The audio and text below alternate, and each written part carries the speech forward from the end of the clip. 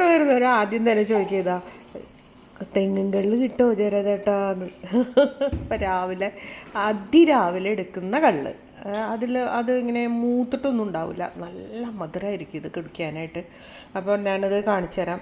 മദ്യം ആരോഗ്യത്തിന് ഹാനികരമാണ്, അതിന് പ്രൊമോട്ട് ചെയ്യാൻ പാടില്ല, അതൊക്കെ ശരി തന്നെ. പക്ഷേ നമ്മൾ ഈ കഴിക്കുന്ന പലതരത്തിലുള്ള സാധനങ്ങൾ കഴിക്കുന്നേക്കാളും എത്രയോ നല്ലതാണിത്. പറ്റില്ല, കാരണം അങ്ങനെ ഒരു പ്രശ്നമൊന്നുമില്ല.